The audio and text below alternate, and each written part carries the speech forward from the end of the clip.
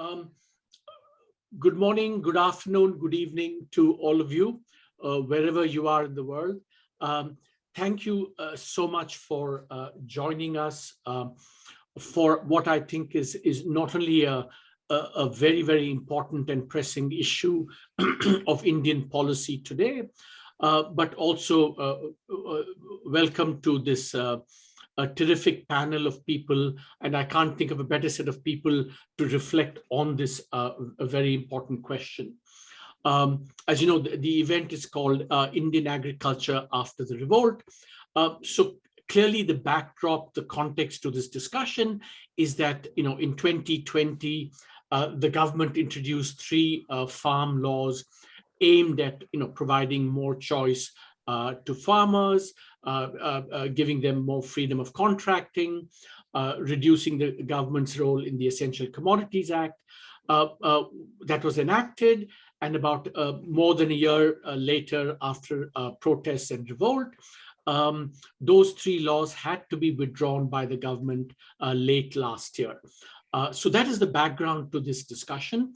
I think it's fair to say that the clamor when the laws were passed, both for and against, in some ways were no less strong when the laws were repealed as well, or rather the clamor when it was repealed was no less strong on both sides than when the laws were enacted.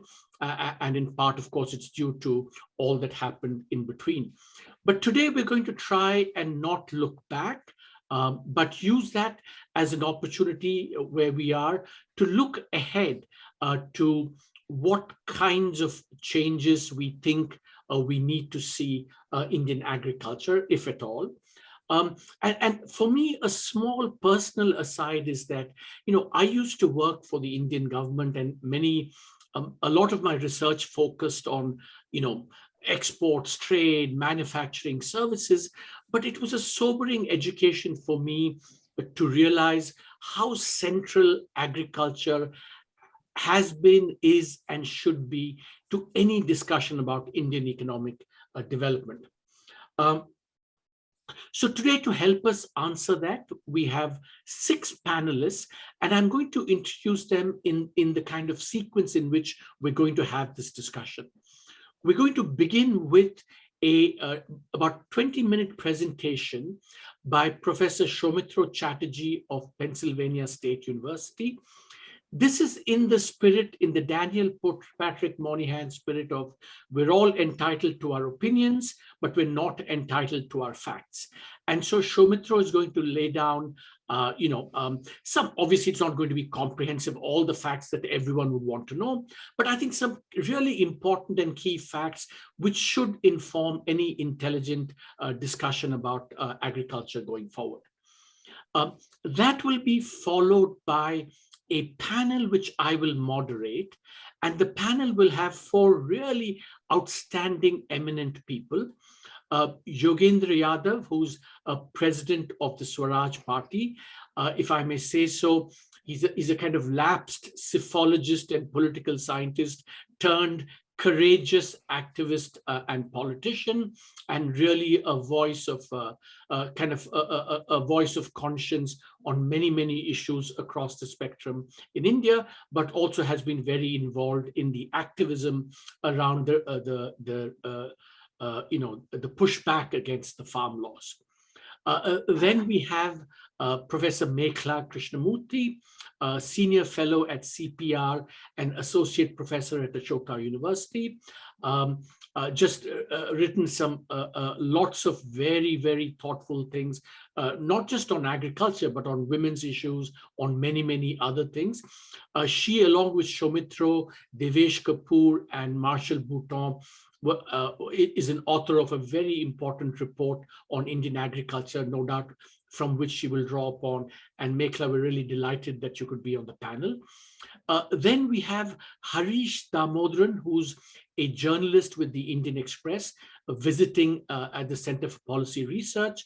I say with all honesty and sincerity that when I used to be in government, I used to read everything and anything that Harish wrote on agriculture. I would read, and I would still continue to do so. He's so grounded with in what is really happening that it's just such a pleasure to read everything he writes. He's also written 2 books on Indian the history of Indian entrepreneurship, which everyone should read.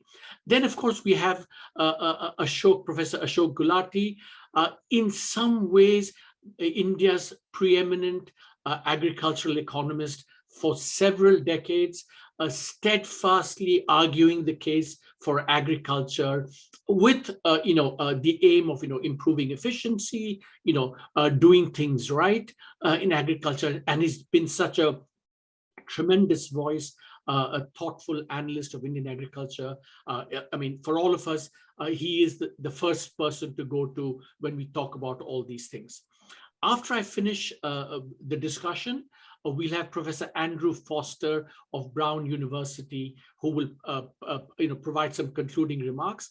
Andrew, of course, has done some amazing academic research on agriculture in India, Bangladesh, South Asia more generally, including a very, very recent piece in the Journal of Political Economy on the relationship between farm size and productivity in agriculture. So let me stop there and immediately turn to Shoumitro for his presentation of the basic facts we need to know about agriculture. Over to you, Shoumitro. Thank you so much for the opportunity. It's a pleasure and an honor to be doing this presentation. Before I begin, I just want to say one thing, that acknowledgements and thanks are due to an excellent undergraduate at Brown, Pradyut, who worked with me analyzing and putting together some of the data that I'm going to present today. So the first point I want to make is that the presence of this MSP procurement system that has been argued ad infinitum during policy discussions, the point is its mere presence does not imply that farmers, and especially small farmers, would benefit from it. And to understand that, let's first understand what this system is trying to do. We are basically trying to push up farm revenues, either by procuring more, which is we are pushing up quantities, or by procuring at higher prices, which is procuring at a higher MSP. So first I'm going to talk about Qs, which is the quantity, and then I'm going to turn over to the price part. And the statement that I want to make is that in the aggregate data, if you see that a state procures a large fraction of its production, that does not automatically imply that a large fraction of the farmers of the state benefit from this program. Small farmers especially, there are many, many ways in which they can get excluded from this system. And one of the easiest ways to sort of see this is through this chart. This chart, which is plotting state by state fraction of its production that is sold to government agencies. This chart, or a version of this chart, should be familiar to everyone. So on the left-hand side, you have fraction of paddy production that is procured by government agencies. And from the aggregate data, you see that there's a lot of intense procurement happening in Punjab and Haryana, but very little in the eastern states. And as scholars like Sudha Narayanan and Ritika Khera have pointed out, there are new states that have ramped up procurement. So you have Chhattisgarh and MP for wheat. But then you see a challenge, right? And this is something that Dr. Ashok Gulati has pointed us to, which is that if you look at the same data from farmer surveys, you see numbers that are much, much smaller, often less than half of what the FCI reports. And the question is, why does the FCI, which is the aggregate data, and the farmer survey data differ so much?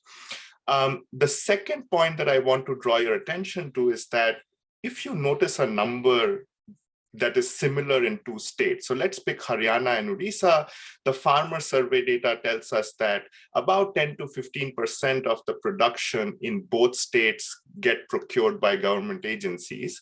Do they mean the same thing as far as farmer welfare is concerned? And The answer is going to be no, because the answer is going to depend on the mechanism of procurement. So I feel that there are many basic facts about the MSP procurement program that are well known by now, including the biases in procurement. But perhaps what I feel is less well understood is the huge differences in the mechanisms of procurement across different states. And this, to a large extent, determines how much would farmers benefit from these programs, and also how farmers would react to proposed changes and reforms. So institutions, state capacities, and mechanisms all are going to matter a great deal. To illustrate this, let me give you like two specific examples. Let's start with Punjab, which is a system that all of us have read a lot about and understand well. In Punjab, government procurement of paddy or wheat occurs or is done through Artiyas, who are these commission agents. So their farmers usually sell to Artiyas. Artiyas in turn would sell to FCI or government agencies. The payment happens the other way around. So FCI would pay the Artiyas. Now they are also trying to do DBT. The Artiyas would get a certain commission of the total trade volume, and then the farmers are paid by the Artiyas. Now, because here Artiyas keep a fixed commission of how much they procure from farmers, they have absolutely no incentive to exclude any farmer, right? Because even if the crop did not meet procurement standards, if Artiyas were to leave that part out, they would lose on their commission. And so they would not exclude any farmer in Punjab. If you turn to Odisha, on the other hand, things are very different. Here, procurement occurs at these regulated marketing committees, which are manned by government officials. Now, these government officials are not getting a commission, they are getting government salaries.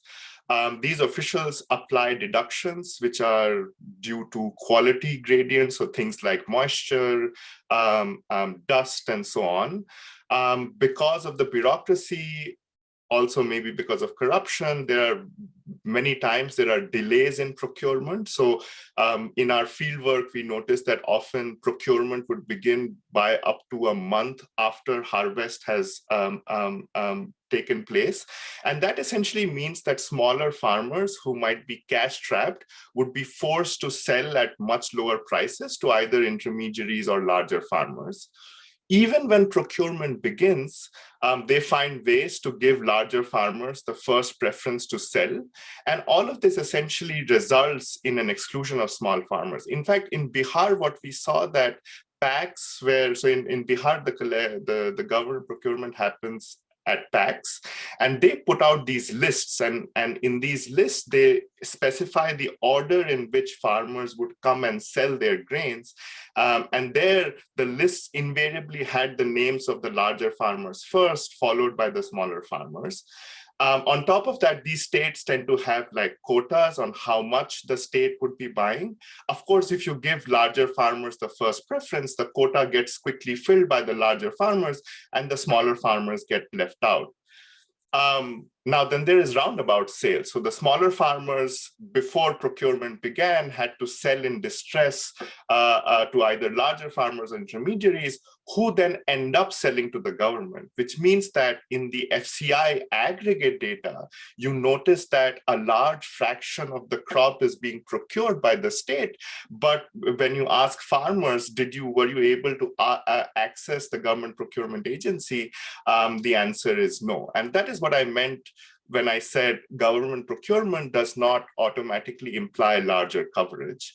And sort of an easy way to see that there is a version of this that is in the paper by sort of Ritika Khera and Sudha Narayanan, but the easiest way to see that in many states the smaller farmers are getting excluded is by looking at the land holding size or the cropped area of farmers who primarily sell to government agencies versus the land area of farmers or the gross crop area of farmers who are primarily making sales in the open market, and you can clearly see that there is a preference for larger farmers.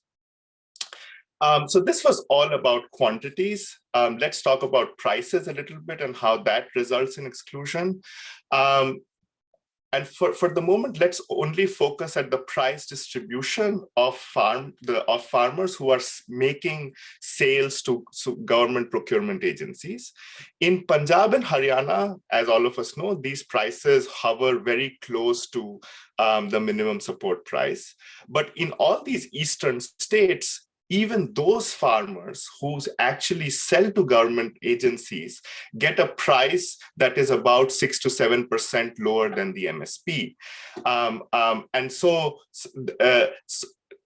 in states like Bihar, there's already a double whammy, right? First, my likelihood of accessing government procurement agencies is low. And second, even when I sell to government agencies, I don't get the full MSP. And this also feeds into market prices, the open market prices. So in Punjab and Haryana, it doesn't really matter who's buying your produce, because ultimately everything will end up in the granaries of the FCI, and the price transmission is good. So whether I sell to Artiyas, whether I sell to open markets, or whether I sell to the government agencies in Punjab and Haryana, you are very likely to get a price that is at least as much as the MSP. But in states like Bihar and West Bengal, if you're not selling to the government agencies, which is a large fraction of the farmers, you're getting a discount of up to 20, 30%. Resulting in sort of exclusion. And so this is what I meant, that when you see that 10% number, how much is being procured by government agencies to be similar in Haryana and Odisha, they mean completely different things when it comes to evaluating welfare of farmers. The second thing we might be interested in are indirect effects. So if there is limited procurement, does it spill over to the prices of those who are selling in the open market? And I don't have a very good answer for this. Indirect effects could be strong. In the limited study that we did, that Arvind mentioned, we found that if one other farmer in my village had sold to a government procurement agency, my price, expected price, would go up by about 1% in Bihar and by nothing in sort of Odisha. So we found that these effects were weak, but of course this was not a randomized evaluation, so we can't say for sure, but this is sort of the evidence that we have. Now, another reason for having the MSP, which scholars like Roshan Kishore have pointed out, is to reduce the price volatility. So the price volatility of cereals tends to be lower than fruits and vegetables, and that's probably a good thing for farmers. The only thing I want to add to this is that we should recognize that the MSP does not address quantity shocks. So if half of my production was destroyed in a hailstorm, the MSP can't save me, right? Because if I don't have stuff to sell, I won't get any MSP, even if the systems were in place. And the second thing is that as we move towards market integration, both domestic market integration and international market integration, we should also recognize that this is in future going to increase income volatility. And that happens because in unintegrated markets, when you're not linked to global markets, local quantity shocks are counterbalanced by changes in prices. So if there is low production, you will see an increase in prices so that revenues are automatically sort of stabilized. When you have integrated markets, this negative correlation between the P and Q completely breaks down. So the P is completely pegged to the international prices, and quantity shocks will get passed on one for one to income. And these two things are something to be cognizant about, and something that the MSP program in itself may not be able to address. Putting all of this together, I want to make a third point, which is, I think, slightly subtle, and again, maybe not that well recognized, is that think about states like Bihar and West Bengal, where you don't have a good procurement system. You already have twin challenges of market prices falling too low and market prices being more volatile. But there's a third one, which is, and I'm not trying to make a statement about food security, which is a separate issue. I'm just looking at it from the point of view of farmers. In these states, because there is no procurement at home, you are importing grains from outside.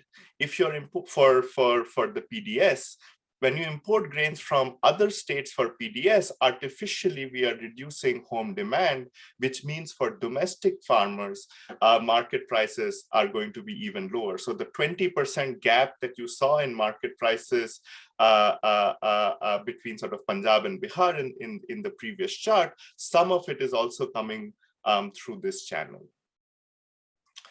The second thing I want to move to is on federalism, which is how are resources, especially resources of the center, getting distributed across states. And the first thing, obviously, is the output subsidy, which is the subsidy that comes on account of the minimum support price. Now, we should note that the subsidy is not the entire MSP. The subsidy is the MSP minus some opportunity cost of procuring this grain. There are many ways of doing it. The way we have done it is how sort of India submits its filings to the WTO, which is the MSP relative to an external reference price, an international price of the crop.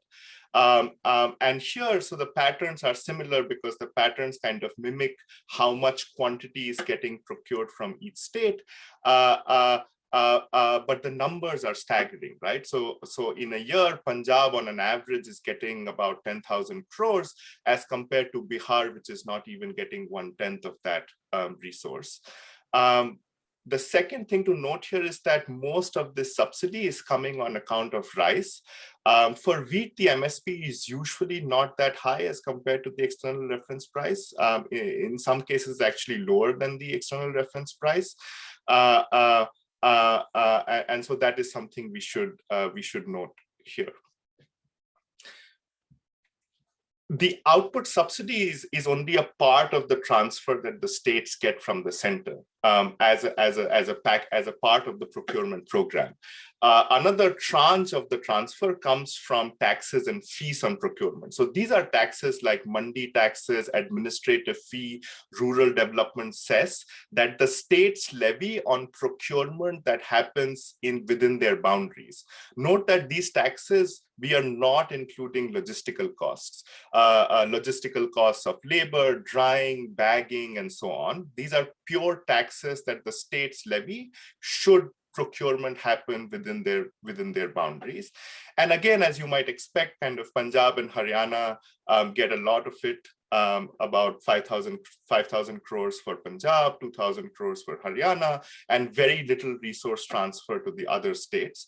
And here you might wonder how much of this is coming because Punjab and Haryana are just procuring a lot versus the unit taxes being different. And of course, the quantities are playing a role because Punjab is procuring a lot, but there are also differences in how much per quintal of grain taxes each state is charging. And in particular, it so happens that Punjab taxes procurement of a quintal of grain 2 to 3 times as much as the eastern states. And then, of course, the double whammy comes from procurement, right? So what this is showing is that not only are these taxes higher in some states, but also we are procuring more from states that charge higher taxes. And this you can do as a percent, the procurement you can do as total procurement. Here we are plotting on the x-axis the percentage of production that is being procured. It doesn't matter. You essentially get more procurement from states that are charging higher taxes. Now, if you put everything together just on the procurement side, which is the transfers on account of the subsidies plus the taxes, the numbers, the first time I saw it, these were just staggering. So in a year, the total transfer to Punjab is very close to 16,000 crores, as compared to almost nothing in the eastern states in West Bengal and Bihar and so on. And the inequity kind of magnifies once you account for how many rural households live in these states. So in Punjab, where the transfer per rural household is close to 4,500 rupees, it's close to nothing in sort of West Bengal and Bihar.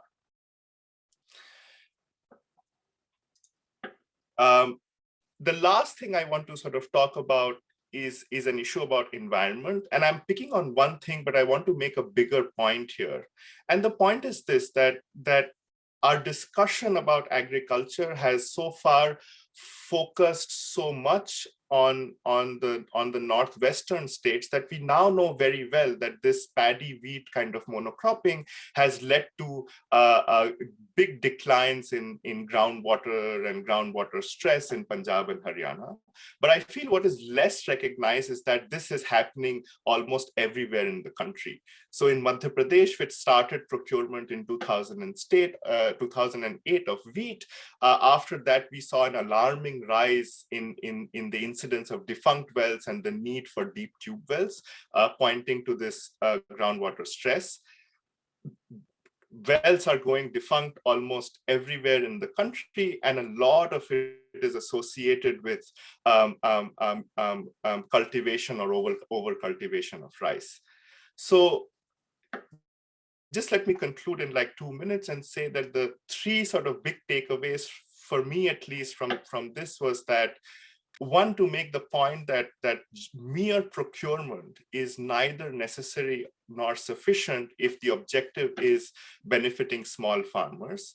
Second, the way our systems are designed and the way resources are getting distributed, there's an implicit inequity built into it. And the third, both in terms of our ag policy and support, but also in sort of our recognition of particular issues, I feel that there has been a neglect of the East, and we are not incorporating their challenges well enough. So with that, I would like to stop and hand it over back to Arvind. Shoumitro, that was absolutely superb in setting the stage for this discussion. Your three key takeaways were just spot on. Now, I want to, before turning to our eminent panelists, say that I want to cover kind of three maybe sets of issues, or maybe even a fourth one based on what Shoumitro just said. The first, I want to talk about, where we should be headed in terms of, the broader agricultural policy, MSP procurement, price deficiency payments, direct benefit transfers. I want to talk about that. Second, I do want to talk about something that I feel has been really neglected in India, which is the second set of issues that he raised about federalism and the inequity across states. But I want to lead that into a larger question, which is the following, which I think receives very little attention. If agriculture is indeed a state subject, how do we want, what role should state governments play? How much should they be accountable for agriculture?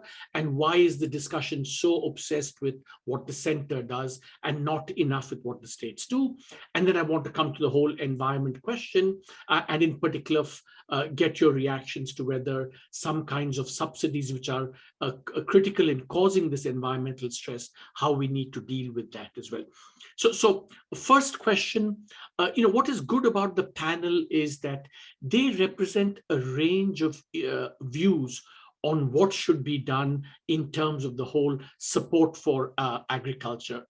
On the one hand, we have, I think, Yogendra Yadav and Harish Damodran, who think that the MSP should remain, maybe be extended to other crops, but should take the form not of government procurement, but maybe of price deficiency payments like we have in many parts of the world. We have, on the other hand, I think if I'm right, Mekhala, who thinks that there should be much more differentiation across states in terms of how we need to address the broader problem. And then we have Ashok Gulati, who's very much more in favor of maybe retaining some of the MSP, but then using direct benefit transfers for addressing agriculture. So Yogendra, let me begin with you. Have I summarized your position correctly?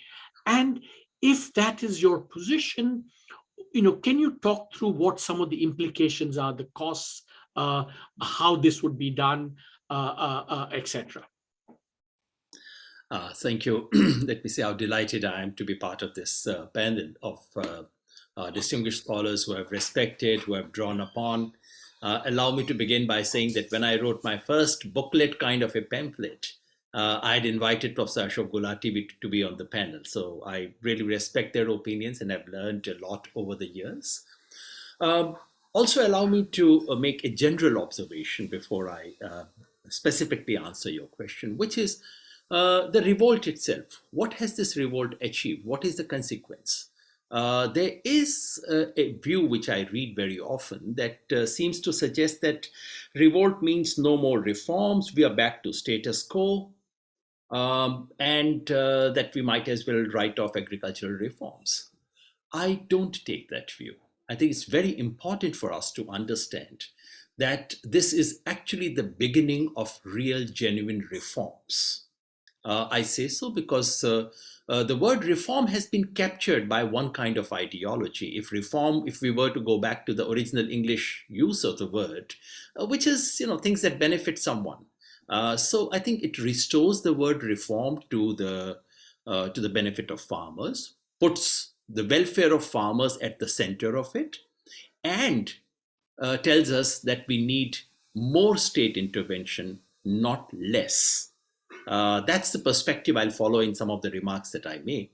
Specifically on this question, I think we must make a distinction between two things. And that's the only small quibble I have about Shoumitro's presentation. We must distinguish between MSP regime and procurement regime. These are two different things. The first involves simply a decision that state shall intervene and state shall take the price route to supporting the farmers and shall use remunerative price as a mechanism for that. It can take hundreds of forms. Second is the procurement regime, namely the decision to procure certain amounts of certain crops at certain points in a certain mechanism. And to my mind, much of the problems that Shoumitro had identified, very rightly so, and I don't disagree with him at all these are problems of the procurement regime.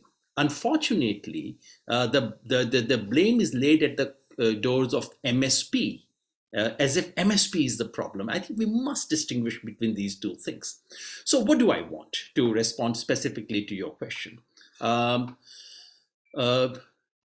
When the farmers movement says, and unfortunately, this is a very widespread misunderstanding, that farmers leaders and farmers movements are saying that the government should procure all the produce of all the 23 crops, which is followed by a big laughter. Is it possible? How ridiculous? And so on and so forth. Actually, that's not what the farmers movement has demanded. I've been on that committee of 9, which has coordinated this movement. Believe me, we have discussed this question for hours. And except half an hour of one particular member who was easily persuaded by everyone else, no one says that all the 23 crops should be purchased by the government and put in some godown to rot. No. What we are saying is that a remunerative price, that farmers should receive, all the farmers of this country must receive a remunerative assured price. We are completely open to the mechanism through which it will be done. That's the overall position. Specifically, my position on how it should be achieved, I think it's a combination of 5 things. Number 1, the existing procurement should continue and be expanded. Expanded to include millets, dal, pulses, as your committee had rightly recommended, and oilseeds. Number 2, deficiency payment mechanism should be used at a much wider scale than is currently being used. Madhya Pradesh had a disastrous experience with that, but recently Haryana has come up with a much better model. I'll be happy to speak about it later. Number 3, market intervention. Limited procurement, and that's another small quibble with the Shoumitro. I think the indirect effects of limited market intervention are very big. I am from Haryana. Haryana government has done Bajra procurement. I've followed Bajra for the last 5-6 years. Haryana government did Bajra procurement. Rajasthan did nothing about Bajra procurement. However, because there was procurement happening in Haryana, the prices in Rajasthan picked up. And in Haryana itself, prices of the crop that did not go to procurement for various administrative reasons, that also picked up. So limited the market intervention. Unfortunately, the government of India has very little funds for that. That should be expanded. Number 4, predictable export-import policy. Predictable and something which is known to farmers before they sow the crop. They don't. And unfortunately, there is simply no connect. But people like, you would know much better. I think those who frame agriculture policy in this country and those who frame agriculture import-export policy don't speak to each other at all. So we need to have a combined so that that export-import things can be used sometimes. I can get into details. And finally, one legal clause should be used, but as a measure of last resort, not as a first resort. Namely, that no purchase below MSP. It can be made legally punishable, although I know the problems in it. I know the entire trade can go underground if you use that as the only mechanism. But as a measure of last resort, having done these 4, you could introduce that 5th one as well. So a basket of all these 5 things loaded primarily in favor of expanded procurement and deficiency payment should work. Lovely. Yogendra, that's excellent because, you've set out. Now, in the interest of just making it a little spicy and, let me go straight to Ashok. I'll come to you, Mekhala and Harish, in just a moment. I want to go to Ashok because just for our viewers and listeners, Ashok was actually nominated by the Supreme Court of India to kind of write a report on how this whole legal MSP regime should work. Of course, once everything was withdrawn, we don't know what Ashok actually said in the report. Maybe we'll never know. But Ashok, can you just respond? I don't want you to respond to the export-import because I know we're all in agreement on that. We'll come to that. I want you to respond more to expand, go towards PDP, and make the minimum a legal clause. So could you please respond to these 3, please? Well, first, let me thank Ashu and you for inviting to this distinguished panel. And my compliments to Shoumitro for an excellent presentation with loaded facts. On the things that you have put on the table for me to respond as a spice, let me say to start with the 5th point of our friend Yogendra Yadav. Just a qualifier before I respond to that. All of us, I think, are in agreement that Indian agriculture and the farmers need to be supported and helped. My whole lifetime work is for the benefit of the farmers. So that's a qualifier I want to put. But let me start with the 5th point that Yogendra ji has put on the table, making MSP as a legal binding on nobody can buy below that MSP. It's a recipe for disaster in the economy. Let me put it this way. If we want to go into more details, I can go. On the other points, MSP to continue to the extent and expand it to some other crops, pulses and oilseeds. You are very well aware, Arvind. In fact, I had openly said to the finance minister in that meeting that you are anti-farmer if you don't open up the exports of pulses when pulses prices had dropped. 6 million tons of imports were coming and 6 million production had increased. And you remember that note that we did for you, what are the best things that we can get it done. And you were, Ashok Lavasa in that meeting was saying we are procuring 2 lakhs, 3 lakhs. I said you have to procure at least 2 million tons because the production has jumped to 24 million tons. So I was very much into that if the prices have suddenly dropped because of whatever the constellation of policies we had followed, then the government may step in. But it is good to give a marginal support at a time when the prices crash, because that was the purpose of the procurement and the minimum support price. But when you take over the entire surpluses, what is happening in Punjab and Haryana, and let me give you a little field experience on that. Shoumitro put it greatly, that how the survey data and the FCI data are so very different. And that's ground experience, my field experience. I went to Bihar, went to the farmer without telling who I was, and asked him, do you want to sell your produce? He said, yes, at this price. I said, the MSP price is 20%, 25% higher than this. Don't you know about that? He said, yes, I do know. If I take it to the railway station after cleaning up my paddy and put it in a nice bag, then at the railway station, I can get 5-7% even more, but still that will be 15%, 20% below the MSP. I said, why don't your chief minister procures? Is there a procurement center at the railway station?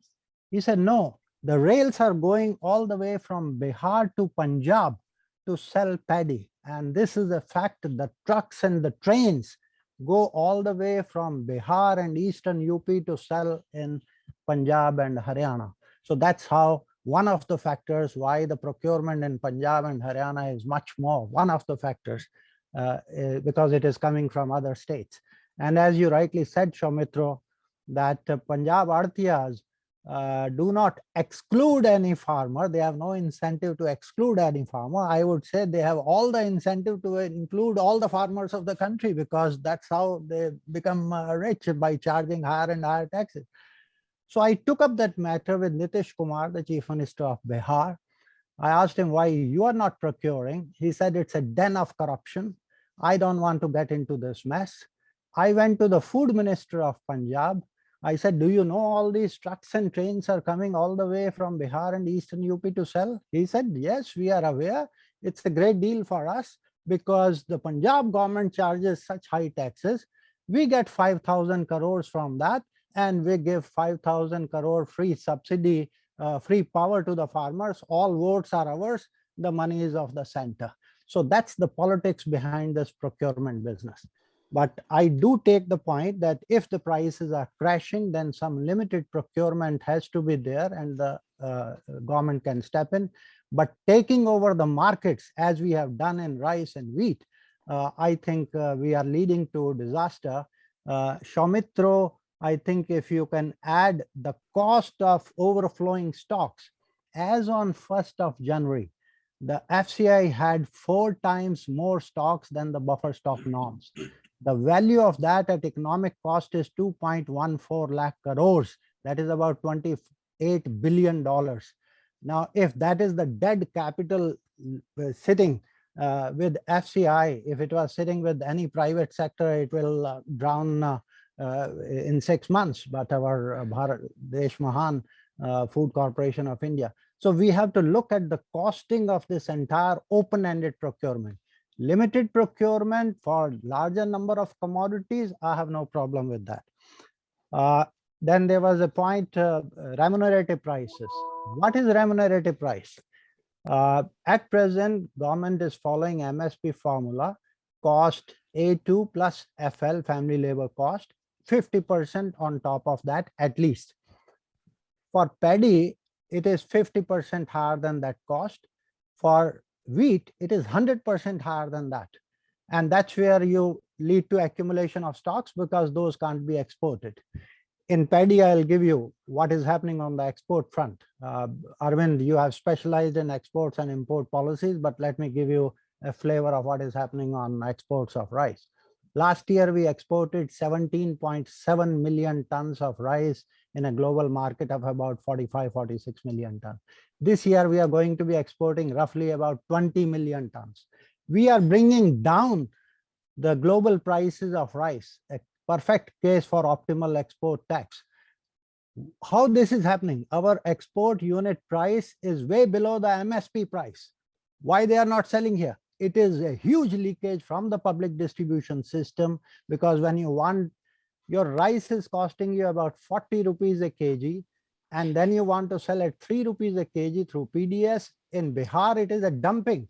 First, the Bihar farmers are selling all going through Artiyas to Punjab to sell, and the same rice comes back to Bihar and is dumped at 3 rupees to the same farmers, because most of those PDS beneficiaries are the farmers. The average holding size there is just less than 0.4 hectares.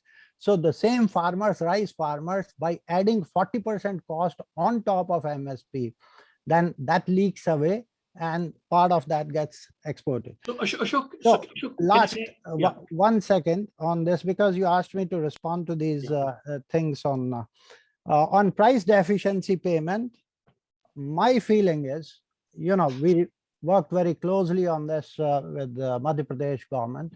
In one season, they raised their hands, because the way the traders can play that game by offering even a lower price than the actual market was, because now they say a government is going to pay you. So how much is the budget? What is the economic cost of this?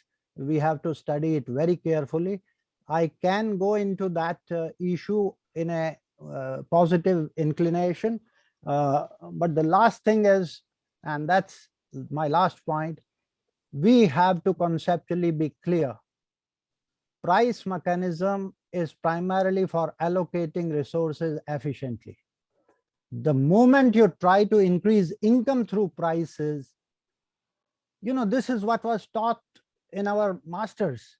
There is efficiency objective and there is equity objective. There is an income policy to achieve equity objective, and there is a price policy to achieve efficiency objective. If you try to achieve equity through price policy, you will mess up the economy. Yeah. And that's what my last. Arvind, can I come in for just a second? Very important point, very briefly made by Ashok. Ashok said a legal MSP will be an incalculable disaster. Can he speak to that for 2 more minutes? Do you mind, Arvind? So that our audience can understand what the point is. That's a direct attack on what the farmers movement is demanding. Why is it an incalculable disaster, a legal MSP? First, what is the sanctity of this 50% higher prices than the cost of it? You are going to raise the inflation by at least by 15-20% more than what the actual situation is, number one.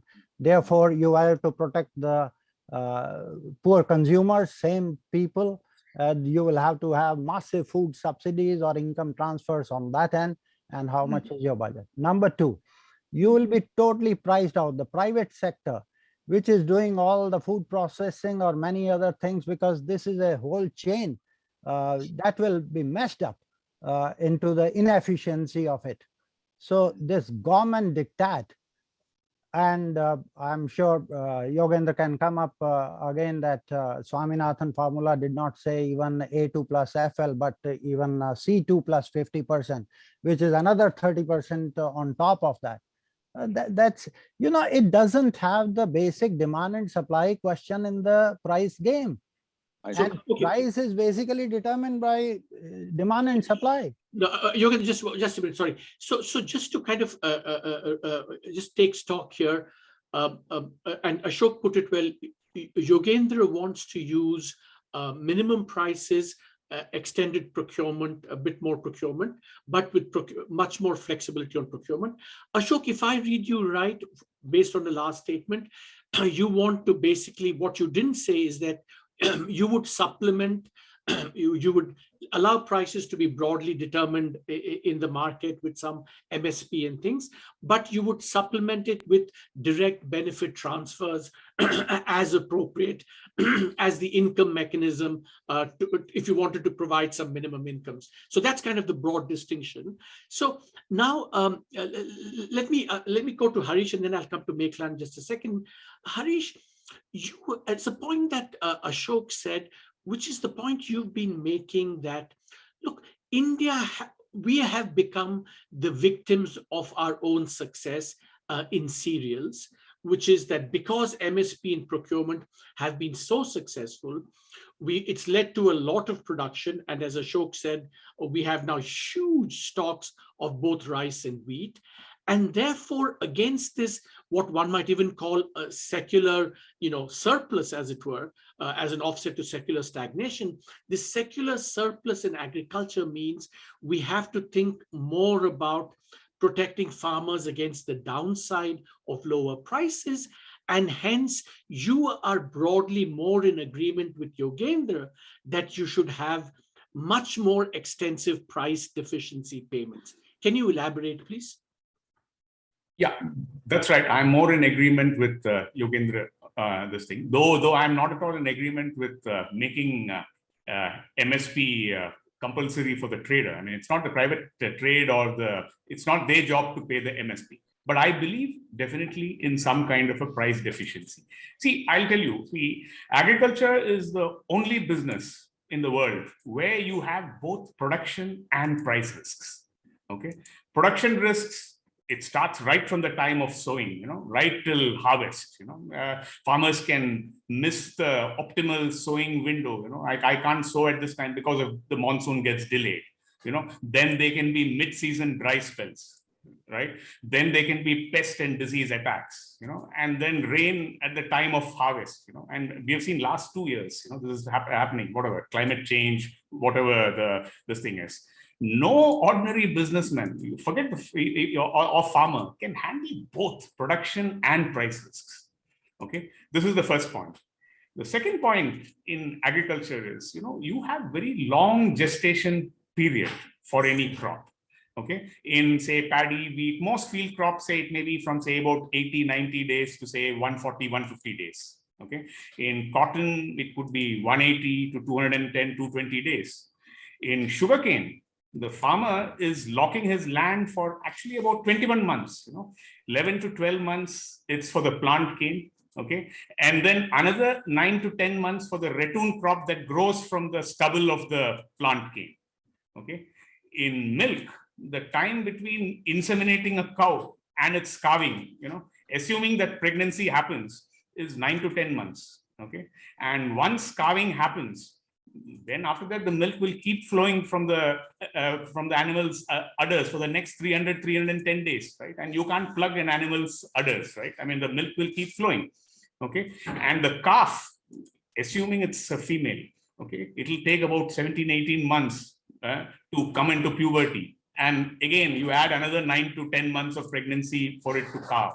So we are talking of both production risks and long gestation periods, which are inherent. So I think the case for some kind of price certainty at the time of harvesting and marketing of crop, I think it's a self-evident case. Now whether you call it MSP and whether this MSP is based on A2 plus FL or C2, that doesn't matter. But the fact is, you need some kind of a price certainty. Okay, and the need for price certainty, it becomes more pronounced in the kind of scenario which we are seeing, production gluts, structural surpluses, and which we are seeing, which is actually new to India, and what we are seeing is what the US underwent during the Great Depression, and European Union from the 1970s. You had things like mountains of butter, lakes of milk, wine, etc.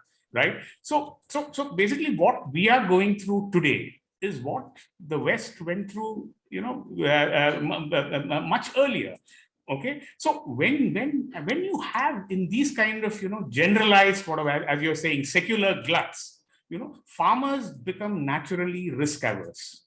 Okay. That's why we are seeing in the last 6-7 years, farmers increasing production of wheat, paddy, sugarcane, cotton, and you look at the combination. These are all of them are safe crops, okay, because they are all grown under irrigated conditions, okay, even cotton, right? At least, number two, these are all procured by government agencies. Okay, and on top of it, you have, I mean, all the public sector varietal breeding is happening in wheat, in paddy, right? I mean, the yields, the genetic yields are just increasing, so you are having today a very vicious cycle. Okay, so according to me, given the kind of risk reward equation today, The farmers have become very risk averse. So they are very rational. That's why they are producing these things. So I don't see a way out of it unless you extend MSP to all crops, and that has to be combined with crop area planning. Okay, I'll give you price deficiency provided you grow these crops. Otherwise you'll have the Telangana kind of situation. I think Shoumitro's slides showed Telangana. Telangana is a very interesting case. I mean, they increased irrigation area a lot, right? I mean, their coverage. I mean, you had the Kalishwaram, the lift irrigation project, Mission Kakatiya. And what did the farmers do? They just increased production of paddy. Today, paddy. In fact, Telangana is today number 2 after Punjab in paddy.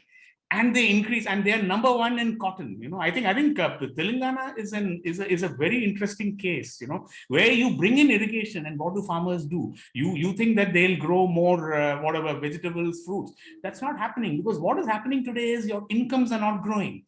Right? See, we had, there was a period when incomes were growing, and automatically your consumption of chicken, eggs, milk, fruits, vegetables were growing. That's how you had crop diversification. So today your incomes are not growing. So there's no demand. And when there's no demand, farmers become risk averse, and when they are risk averse, they produce more of paddy, wheat, and this thing. So I'm very clear that if it is a farmer, if the farmer has to be in business, he has to be assured of price. Okay, and no farmer today wants any. I can tell you, farmer, if you're giving this income transfer per acre, per hectare kind of a thing, that's a dole.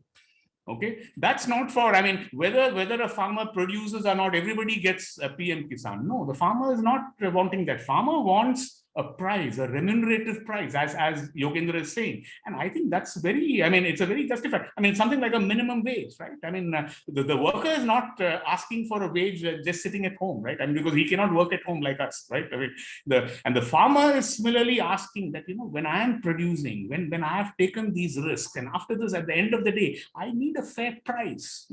I don't give me, I don't want any freebie or anything, but I think this is a way, I think there is both the moral as well as economic case. I think I'll stop here. Yeah. Okay. So Mekhala, so here you have, 3 kind of, fairly distinctive approaches to this. You have a kind of a refreshingly kind of different, perspective on this. So how would you, in some ways, kind of, would you do things that are completely different from what Harish, Ashok, and Yogendra are saying? Or would you tweak what they're saying, or just tell us how you would, approach this? Yeah, thanks so much, Arvind. So, it's great to be on this panel. So thanks very much for including me in it as well. But, look, I think it's, for me, I came into this very differently. I spent, the last 12 years as an anthropologist studying agricultural markets on the ground, beginning with the state Madhya Pradesh, which many people have mentioned already here. And so I want to I didn't come at it from the point of view of national policy or what anybody or one group or others might want, but to try and understand what was happening on the ground. How do markets really work? And MP in that sense is a very interesting state study. I started my fieldwork in 2008, where it had 30 years of soybean, which really was a huge transformation in that state. Sorry, I see my is fluctuating, but you can hear me? Yeah, but you're going in and out. I'm audible? Yeah. Okay, so is it stable now? Yeah, it is. Yeah. Okay. Yeah. Okay.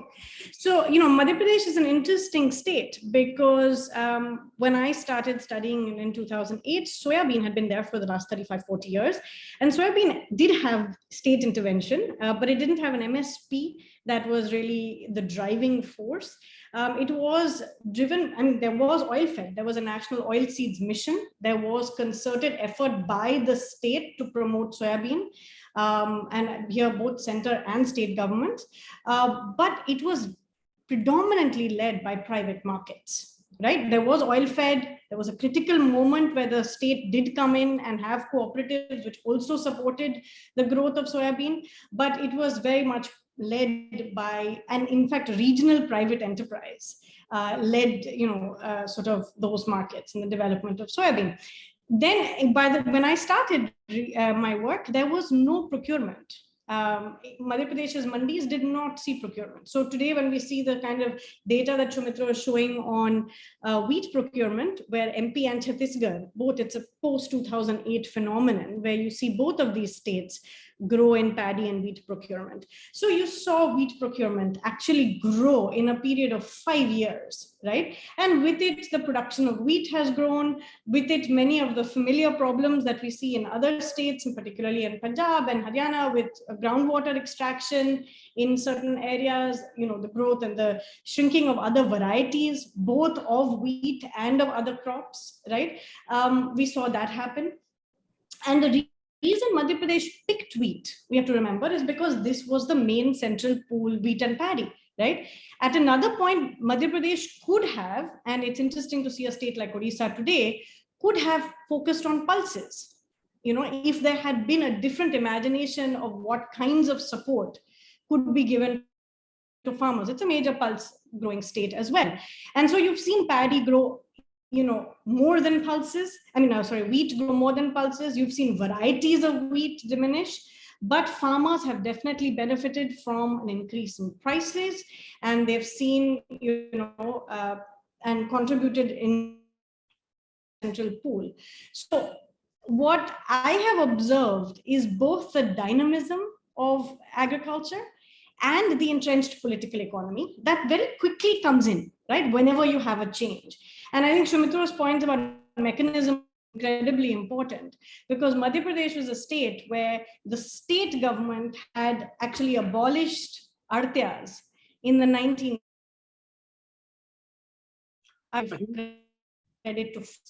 Right? And procurement. Mekhala, I think your thing is unstable. Am I stuck again? Yeah, your thing is unstable. Yeah. So okay, so I don't know if I'm now back. You're back. If I'm not, I will. Can you hear me now? Yeah. Okay. Sorry, I'll try once more, and otherwise I'll. You might release your video, because that will lower the bandwidth. I think that will be better. You can take out your. Yeah. Let's do that, and also, or if you can give me.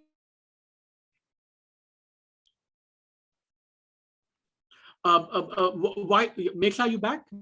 No. Okay. While Mekhala's come back, Yogendra, please respond. Hear me?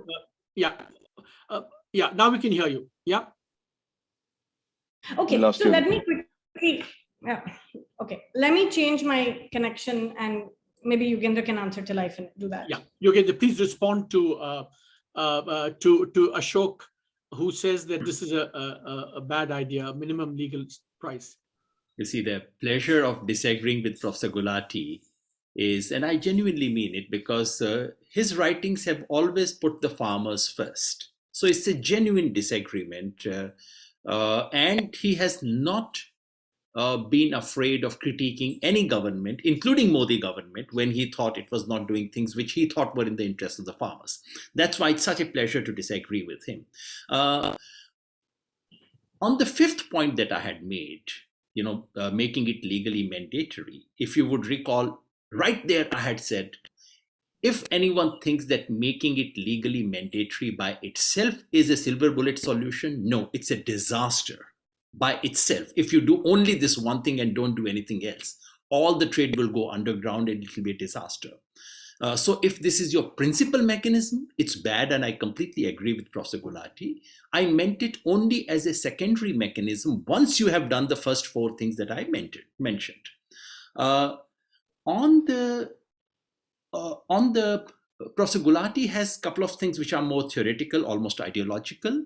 How do we determine fair price? Well, yeah, there is no sanctity to it, but we arrive at it for all kinds of things in the world. I'm sure we can arrive at it on this as well. It'll push up inflation. Yes, it does, but so does ban on child labor. So do minimum wages. And these are somewhat ideological points we can argue later. The real question is, and that I want to push Professor Gulati on that one. Why do we conflate price regime with MSP regime. MSP regime with procurement regime. All the problems you mentioned, sir, rightly so, are problems of the procurement regime, specifically of the following things, which are not necessary at all. Number one, I do not know who, when, and how. Maybe scholars here can tell me.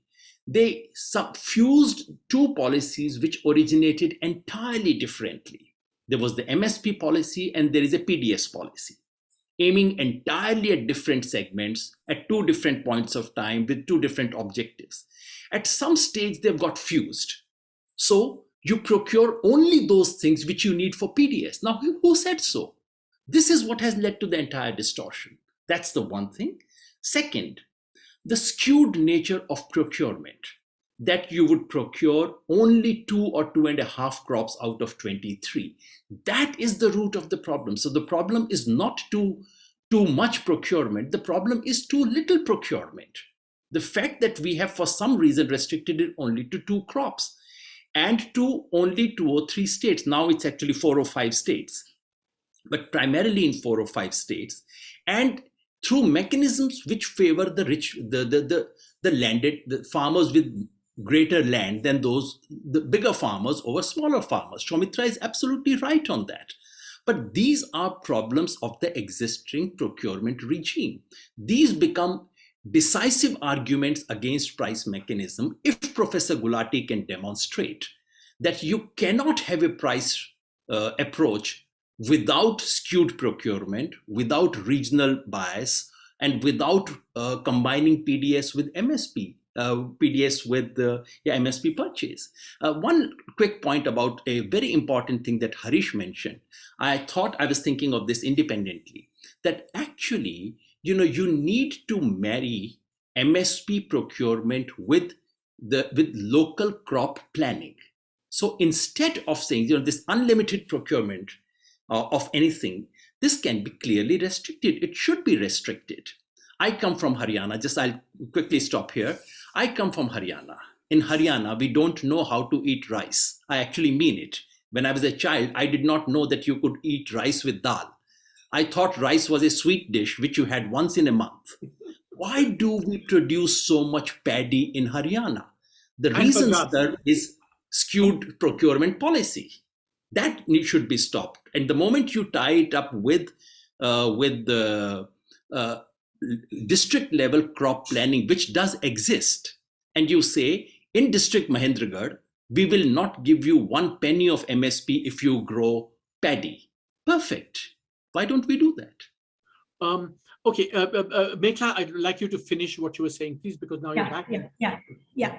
I'm back. And also, just to take off the point you just mentioned about paddy in Haryana, that was similar to the point I was making about the imagination of doing only wheat in Madhya Pradesh, right? Wheat could certainly have been supported in certain districts of Madhya Pradesh, but in the pulse growing parts of Madhya Pradesh, you could have actually had a different imagination for what crops should have been supported by the state in a procurement, with procurement.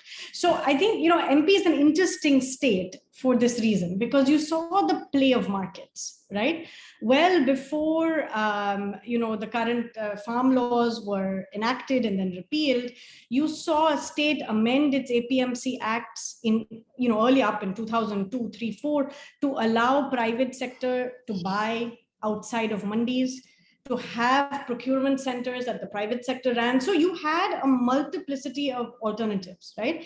And I think I come from looking at states like Madhya Pradesh, Karnataka, Maharashtra. These are other, models altogether. So I think what happened in the last year or year and a half has been this focus on the problem with Punjab and Haryana as if that is the problems of all states, or even all parts of Punjab and Haryana, I would say, where, we saw in our work in Hoshiarpur, very different dynamics, even in the states, in the districts of Punjab and Haryana, but certainly we made it seem like this is the problem of all states. And secondly, I want to sort of say something which I think people have not mentioned so far. We are assuming that the state only intervenes when it comes to MSP, whether it's done through procurement or a range of other mechanisms. And I'm in agreement with, I think everyone here who says that we can look at diverse mechanisms. And this idea that that's MSP procurement regime as it happens today is the only imagination we can have. And I think if you go to the different states of India, you already see a different imagination on the ground. But we don't pay enough attention to the role of the state as a regulator and in regulation. And I think it's quite ironic that the farm laws came in to try and change the regulatory regime. And the entire conversation is now only about MSP and procurement, as if the state does not have an important role to play in the regulation of agricultural markets, right? When I started my research, it was still, again, now we're looking, 12, 14 years ago, pro and anti-APMCs. As if just like with pro and anti-MSP procurement, you have only one model. You had to go be pro mandis and the current APMC regime, or you have to be anti the current APMC regime and open it up to free markets. And I think we have to understand that agricultural markets have certain characteristics. There are deep asymmetries in the way these markets are structurally organized. They are markets where you have a very large number of sellers and typically in any local area, a small number of buyers. Right? That is why they are open to various kinds of cartelization and other kinds of asymmetries. The whole purpose of, of mandis was to actually provide better marketplaces, multiple market sites. And none of us, I think at this point would argue that it has to be only the APMC mandi. We need multiple market sites, but that doesn't mean a deregulated regime. Again, like MSP procurement, like everything in India, it is open to vested interests. It is open, they're markets after all. There will be local dominant groups, there will be trader cartels, but that's precisely why you have good regulation, right? And the point, so I think somewhere in this entire discussion, it's like there's MSP procurement and then there's the market. And what we don't pay attention to is the multiple diverse ways in which the state engages with the market. And a good regulatory system is part of that. It needs to be multi-leveled. It needs to have multiple options. But we have seen across, and I certainly saw this in MP, but we've seen it in Karnataka and in other states, where the presence of a mandi, right, a well-regulated physical market matters to farmers. Price discovery can be done better, right? And these are physical markets. They are not virtual markets. They are not electronic markets. In actual fact, they are physical markets. Technology can play a very interesting role in price discovery, in improving auctions and doing a whole range of things, but they are physical markets and we never invested in them. So alongside the problems where we talk about great regional diversity with MSP procurement regime, there is also enormous diversity in the ways in which states have actually invested in improving market infrastructure, improving market regulation, supporting different kinds of traders, different kinds of buyers, building infrastructure, and to assume that this is something that the market does on its own. It doesn't for multiple reasons. I mean, the soybean story is an interesting one, but the state has always supported this. It has to be conjunctural, and within that, the risks are there. So, I mean, I just want to put that back in this mix, because I think somewhere we've just been acting as if there's only this set of issues. True. So in fact, I want to build upon that, Mekhala, and segue into the next thing. So this is for all of you. When I look at Shoumitro's charts on the imbalance in the transfers. Supposing I were a small Tamilian farmer, and I look at those numbers and say, look, the center is favoring, supposing I'm a small pulses farmer in Tamil Nadu, I say, it all goes to Punjab, it all goes to the big farmer, it all goes to the thing, and this is, my taxpayer money. So the question I have is that regardless of what you're saying, and that's point one. Point two is that, agriculture is a state subject. State governments should have responsibility and be accountable for agriculture. So my question to you is, regardless of what you're saying, whether it's price deficiency payment, whether it's direct benefit transfers, whether it's whatever, why shouldn't state governments take much more responsibility, both fiscal and regulatory, for whatever they want to do? Why is it always about the center? Ashok. Okay, I think very good question. And I think in the last response of Yogendra ji, we are making some good progress. But let me first appreciate the points that Harish had put on the table, that farmers face the production risk and the market risk, and we have to do something to minimize that. So I'm in full agreement with that statement. How do we do it? That is an issue. Whether the government, Punjab is 99% irrigation. So whether there is a drought or not drought, their production is not impacted. So irrigation is one way to bring, contain the production risks of vagaries of nature. Maharashtra may be just 20% irrigation, and Punjab is 99% irrigation. So the two face different, production risks. Now, to cover the production risk, the way all the world over is crop insurance. And that's where PM Fasal Bima Yojana was expanded. But it was done that the state also has to put in something, and the center will also put in literally 90% subsidy on the premium is given. But in the implementation, which is the duty of the states, what had happened was they would not even do the shortlisting of the companies that have to do the crop insurance, even when the IMD, Indian Meteorological Department, has announced whether it is going to be a good rainfall year or bad rainfall year. Whereas everything had to be done by January or latest by February, up to March, April, they will not do it. So the implementation problems have been.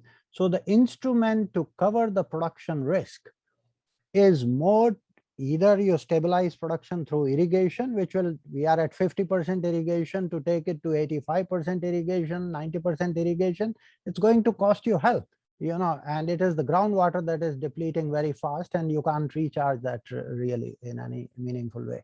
That Shoumitro's slide showed how groundwater. On the market risk, which is the point on the prices, there are market instruments, and there are what Yogendra ji is putting also on the table, and Harish is. Harish wants to go for some sort of price deficiency payment. I have my serious doubts on the operationalization of that, because I was closely associated with what happened in Madhya Pradesh, and we are watching very closely even the Haryana one. Let them do for any bigger crops. These titbits here, small crops, have no meaning. They have listed 30 fruits, aloo, pyaz, gobi, pata nahi kis ka wo karenge. We will come down to that. But I do take the point that on the price risk, what are the instruments that we need to do? To me, the future markets is the first thing we should be looking at. So the farmers should be planning their cropping decisions based on future prices rather than on last year's prices.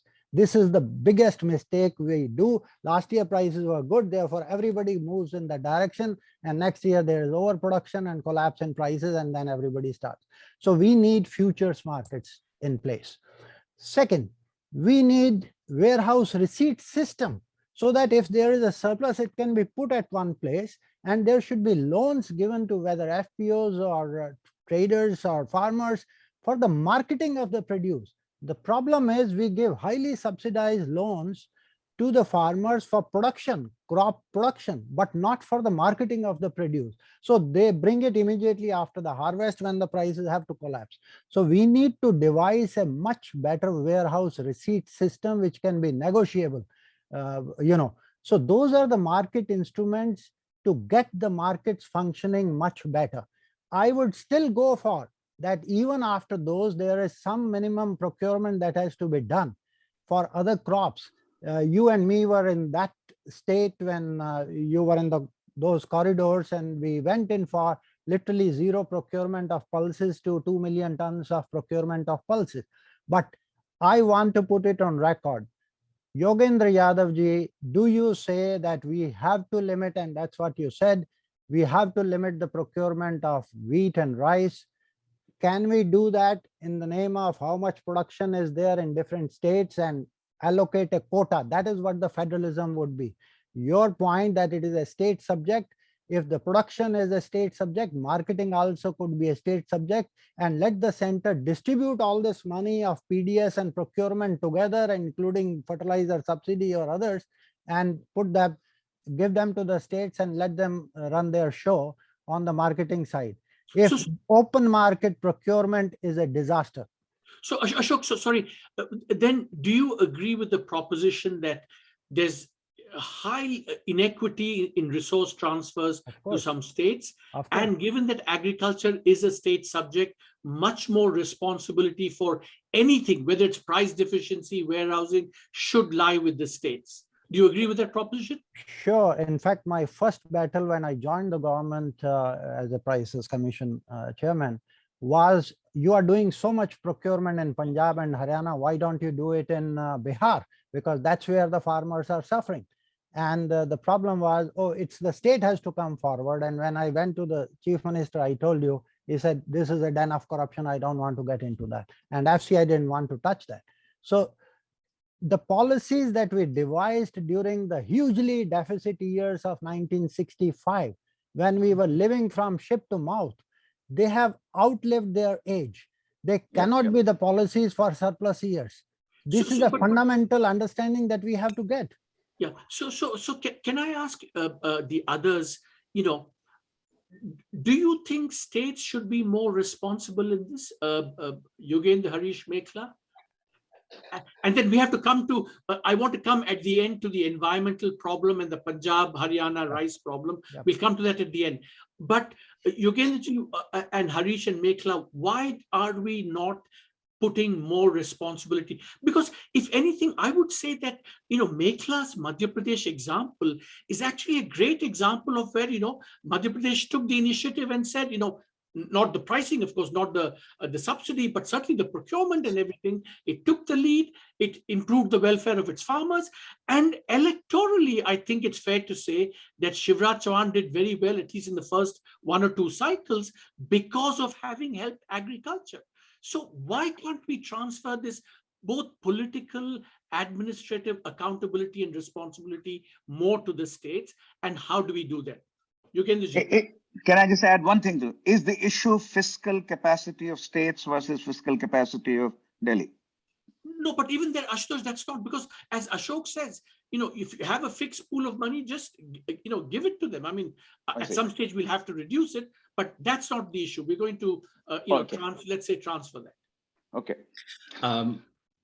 Going by constitutional scheme of things, yes, states have the responsibility. States should do it. Going by logistics, administration, feasibility, sensibility, yes, states should do it. You know, sitting in Delhi and sitting in Raipur makes whole world of a difference. You know, what do bureaucrats sitting in Delhi know about difference between Bastar and other parts of Chhattisgarh? So sure, it makes sense. The problem is exactly what Ashutosh has pointed out. Where is the money? I mean, we have a very funny federalism in this country. All the money goes to the center and all the responsibility lies with the states. What you are saying could also be said about education, could also be said about health, could be said about so many things in this country. Where is the money? You know, I mean, Telangana seems to have some money. No, Yogendra, that I'm not going to let you think, because I think if you look at state government finances, it's true that we could, you know, whatever we can talk about things, but they spend on power subsidies. They send on, you know, state enterprises which are going nowhere. I mean, if they really wanted to, they can find the money. And as Ashoka said, you know, we could have some, you know, the existing central subsidies could be kind of in some ways transferred as well. So I think to say they don't have resources, I think I don't fully buy that.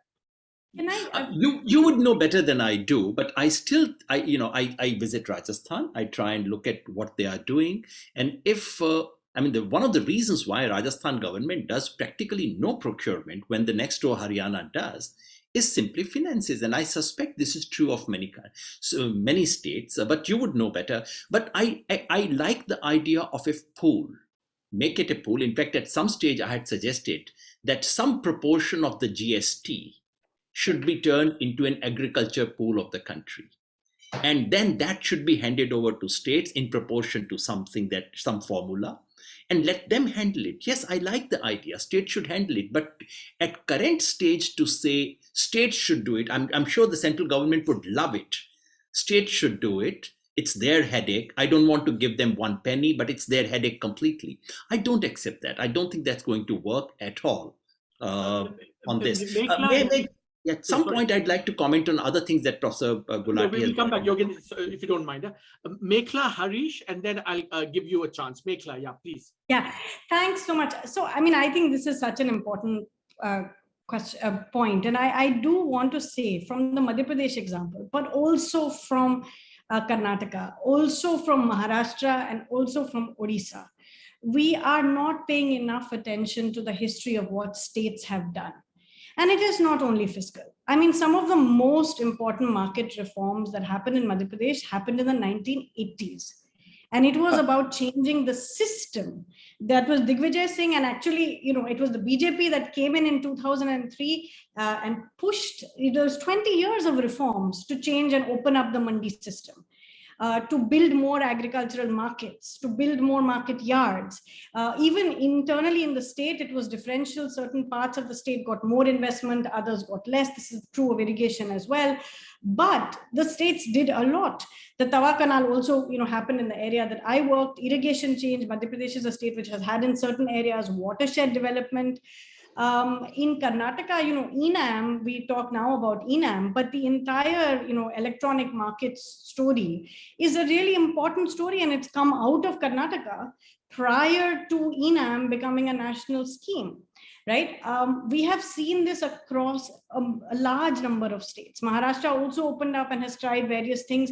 Harish's recent work on sugarcane, right? His report has shown that 3 regimes in Uttar Pradesh, three governments have invested in different ways to develop sugarcane in that state, right? I think and actually, Yogendra, on this point, Madhya Pradesh also didn't have money for procurement, but it picked up the decentralized procurement scheme. So did Odisha, so did Telangana. So the decentralized procurement scheme has been available since 1998. State governments did not pick it up till the early 2000s. And then from 2005-06, a whole new group of states have used it. Now we are running into other problems between center state, like we are seeing in Telangana with KCR, and, you know, and that you will see happen, right? There will be a tussle, which was my point, which is that the problem is when these initiatives get scaled up and schematized at the national level, we don't build in the kind of flexibility, either the fiscal flexibility or the scheme design flexibility, which is required for states to then take the initiative, right? So my point was, why could Madhya Pradesh in 2008 not have done pulses and a number of other crops which would have gone into its own PDS and ICDS programs? You know, now Odisha is doing millets.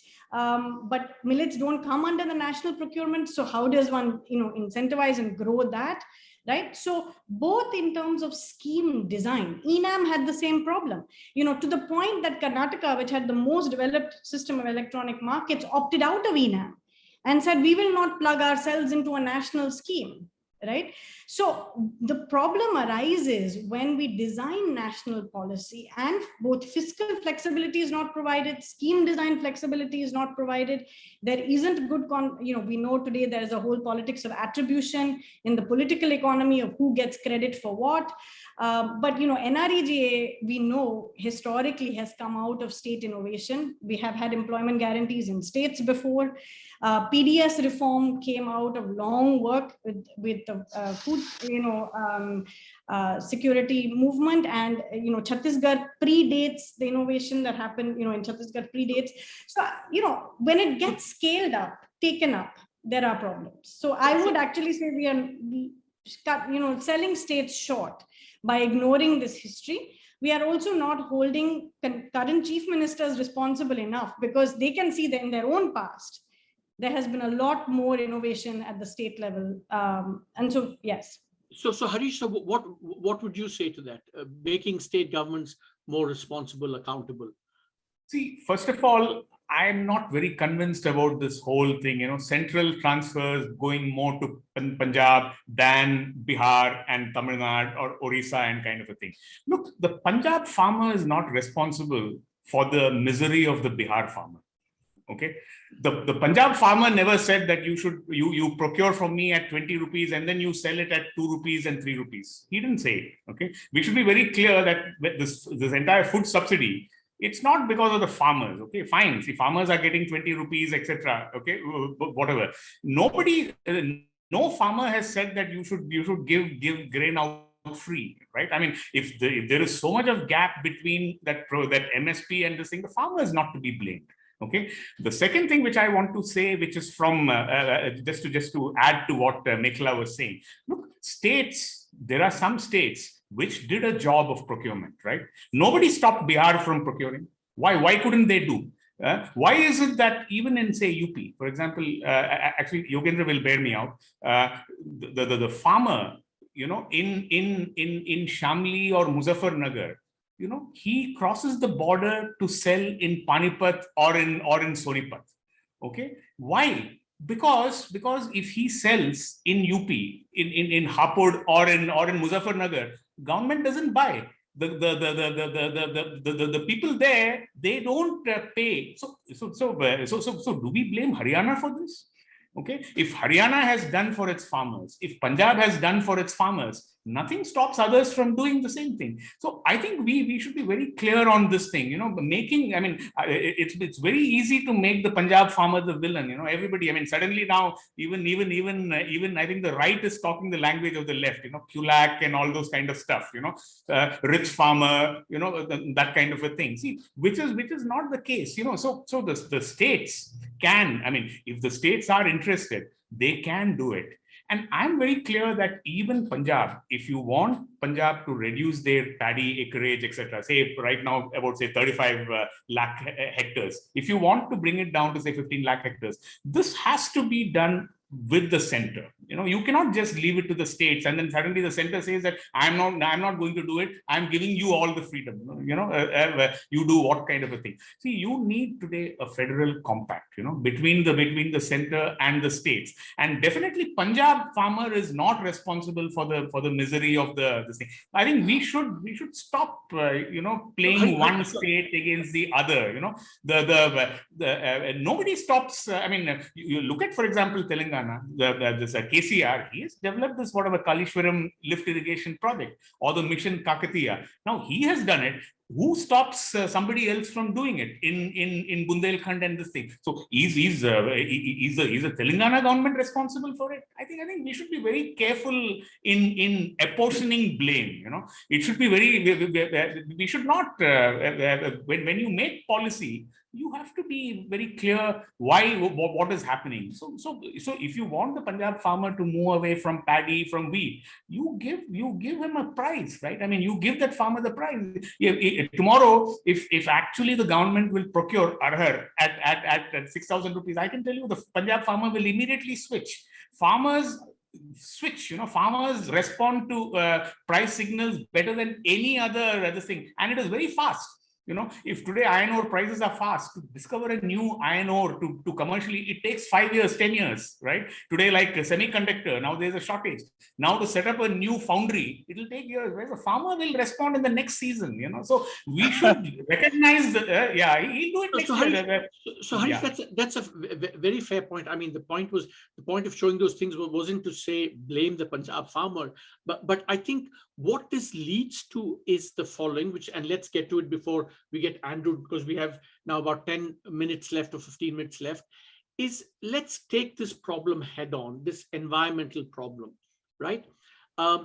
We know that, parts of Punjab and Haryana, they overproduce and therefore environmental consequences arise. And as Shoumitro's chart shows, that's also extending to other states like this.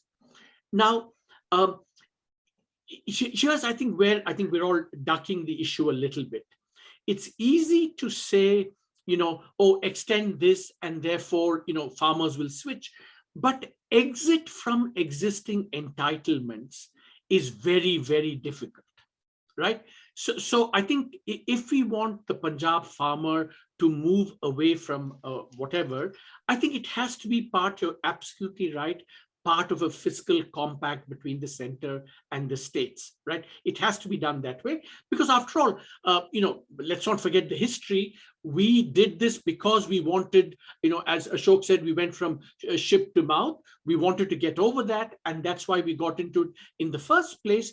So the political economy of exit is very difficult, but it has to be done cooperatively and with the kind of with buy-in from all parties concerned. But my question, two questions. What do we do about the power and the fertilizer subsidy, which, I'm just making this as which are very crucial ingredients in environmental deterioration? And second, how do we tackle this problem of overproduction of rice in certain parts of the country? So a more general question and a more specific Punjab specific question. Maybe I should start this with Harish. Why don't you go first, because you've thought about this? Yeah, I would say that in the case of Punjab, you can have a plan, say a 5-year plan. Okay. Today, Punjab has about, say, something like, say, 35 lakh hectares under wheat, and say about 35 lakh hectares in paddy. Okay, you can probably reduce that 35 lakh to say 15 lakh hectares. Okay, have a very clear plan. Okay, so, and if you are having that kind of a plan, okay, then it has to be using the same instruments. Okay, you like as you're saying, you cannot exit an entitlement. It's not fair also. Okay, you cannot just suddenly just say that I'll do this thing. So you procure, so you procure maize. You procure this thing. You pay the farmer the price. It's very simple. I mean, paddy today I will get say 30 quintals per acre. Okay, if I grow arhar, I'll get say 10 quintals per acre. So that difference, you give me the higher price, right? I mean, so I should get the price of arhar, say 3 times of this thing, and you procure it. So this can happen, I think, over a period of 5 years. This cannot happen overnight, So it has to. There has to be. Am I audible? Sorry. Yeah. Ashok, you had a question? Harish, because of shortage of time, when you talk about crop switching via pricing, the pricing mechanism, which is what you're proposing, won't you be given the environmental question now, and given how sharply Arvind has posed this, won't you be switching to less water using and less fertilizer using crops compared to the challenge which even environmentalists will face is the paddy nowadays. Now you are going to have direct seeded paddy. Okay, which will save water. Already now farmers are now transplanting paddy after June 15th. So I can tell you the technologies today you are getting in paddy will reduce your water consumption by 50%. Then what do you do? Okay, so so the farmer will continue to grow paddy then, right? So the thing is, it has to be crop area planning. You have to reduce. You reduce it over 5 years, and if you reduce, I will pay you MSP, I will pay you price deficiency and this kind of a thing. If you don't give the farmer money, he will not do. If you give him money, he will rear desi cows. He will do zero budget natural farming. Anything you want to do, but you have to pay the guy. I mean, if you don't pay the guy and you tell him that you should keep desi guy, you should do this, that's not possible. Okay. So it has to be a plan. Yeah. Ashok, respond to that, please. Yeah, 2 points I want to put on the table. First, desi guy or hybrid guy, 50% of our agriculture, which is livestock, fishery, and horticulture, that is the value of our agriculture, 50%. There is zero MSP there, literally, right? It is all market determined. They face all the volatility. These are perishable commodities. Fishery is growing at, for the last 20 years, 9% per annum. Milk and meat is growing at 5 to 6% per annum. Horticulture is growing at 4 to 5% per annum. And our cereals are growing at 1.5% per annum. That's one point on the table I want to put. Number two, you raised the most important question of environment. You know, the duty of the government till yesterday was saving the people. Tomorrow it is saving the planet. And you cannot escape from that. We have done enough damage to the water table of Northwest India, which is one of the 3 hotspots in the world, not just India, world. And you are just counting depletion of water table. I'm counting the methane that is created, which is 200 times more damaging. The carbon dioxide, the carbon footprint of that is 200 times more. Nitrous oxide, the excessive use of urea that is being done. These are massive damages we have done to the environment, and we must get out of that. I want to put one little footnote here. Being a part of the government, I had prepared a plan because in one of the years, working with the government, I said, unless you liquidate these huge, massive mountains of grains, MSP cannot be increased. And there was a big hassle within the Cabinet Committee on Economic Affairs. And I prepared a 5-year plan for 5,000 crores for Punjab specifically, which Mr. Sharad Pawar took it to the Chief Minister at that time, that, corn consumes 3 irrigations, 4 irrigations upper limit, whereas paddy consumes 25 irrigations. So you will save a huge power subsidy. I said, you give that, and you give on top of this. Fertilizer consumption can be high in this also and there also, but a switch can be made. And poultry, because this is a feed material. Corn is a very versatile crop, starch industry, poultry industry, and you can do, it's more a commercial than a food security thing.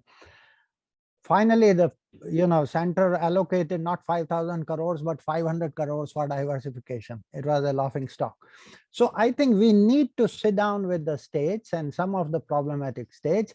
It's not that, Punjab has done it and it's not the fault of those.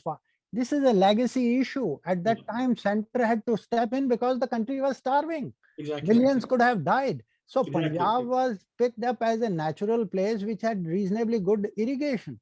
True. So they got the benefit of that. And by 85, the wise man of Punjab, Professor Joel, said, get out of this now and go for diversification. It's an old story, but as you said, vested interests go deep and then changes. So whether today ethanol can be from corn, that policy has been changed. So you can say, okay, we will procure corn and we give you 5 years to switch over. We will put in this much money, and corn can go for feed material of poultry, which is growing at 5-6% per annum.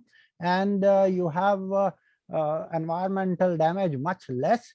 And put it also in ethanol into that. So that type of, I think your center-state relation and a package, when I'm saying give it to the states, Yogendra Yadavji, please don't treat it no money.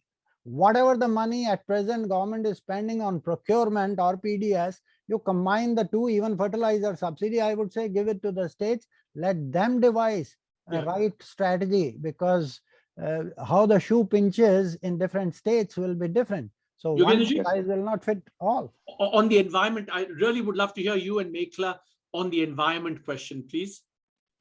Quickly.